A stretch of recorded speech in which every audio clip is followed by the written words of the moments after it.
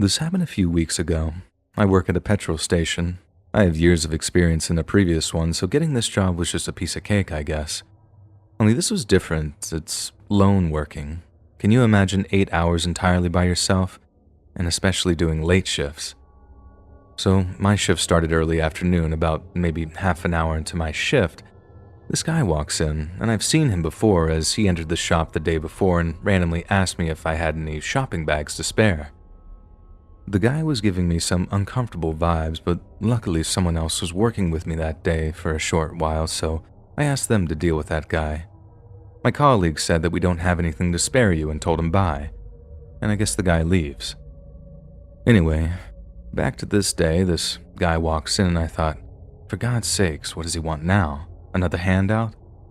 Of course, he just walks up to the desk and just starts chatting to me. He was asking me some advice about his living situation as he told me he used to be homeless. Since to me it's not really my place to give advice, plus I just really didn't want to be stuck talking to this guy, I just shrugged and told him to just sleep on it and have a think about things. And of course he left.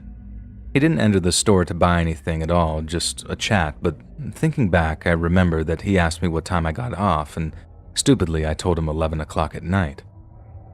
I got on with my shift as usual up until about 9:30 p.m., and he returns, but with another guy who, may I say, looked very dodgy, all dressed in a black hood. The guy who entered the shop previously pokes his head into the door and asked if I do phone top-ups. We do, but something in my gut was telling me, make him leave now. So I lied and I told him we don't. So the guy and his dodgy friend hang outside the store for a bit while I was serving customers, then until the shop seemed quiet again, they both entered the store and what looked like they were looking around all around the shop. I noticed the dodgy guy kept his hands in his pockets the whole time, and then that thought struck me. Oh my God, I'm gonna get robbed tonight.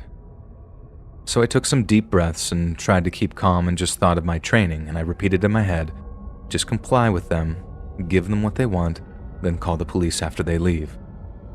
But of course, from the panic, I thought to myself I better plan, so I stood ready with one hand under the desk hovering over the panic button. I thought to myself the minute they pull a weapon out on me to hit the button, as it's a silent alarm, and show hands and comply and hope the police arrive on time to catch them. They both leave the store but again hang around outside right by the door. And then I see the car drive away and I thought to myself, I don't want these guys in the store again, not while I'm completely alone. So I flip the switch that automatically locks the main door.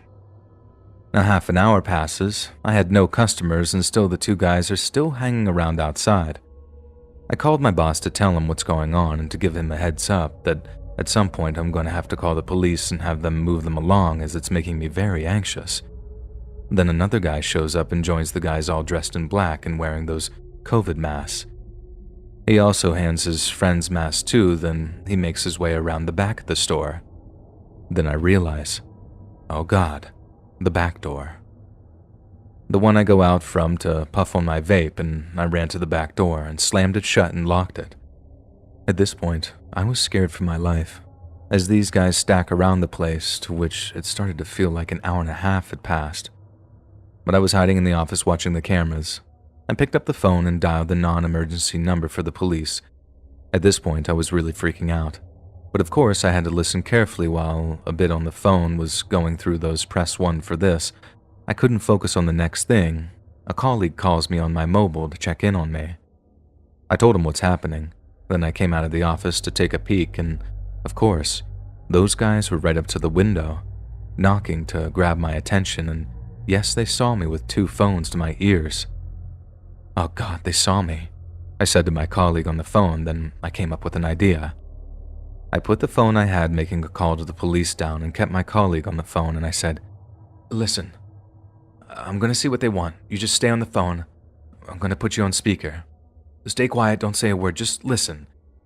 If you hear me say, the till is slow, you hang up and call the police. 999, okay? I mean it. That's me telling you that I'm in danger. So I put him on speaker and hid my phone in my bra, and I head to the window. What's up, guys? Can I help you? Why's the door locked? I take a deep breath. "Oh, that's because we're in night mode now. Door's locked, but I can serve through the hatch. What can I get you?" They just look at each other and whisper amongst themselves.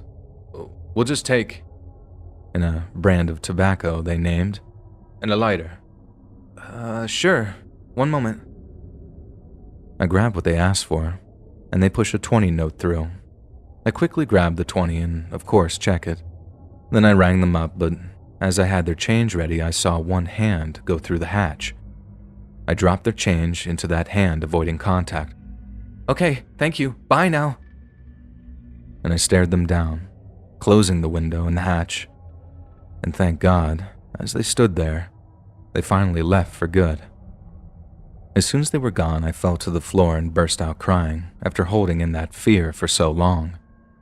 I demanded that my shifts are to be changed to morning shifts after that night, and I guarantee you that I'll be quitting.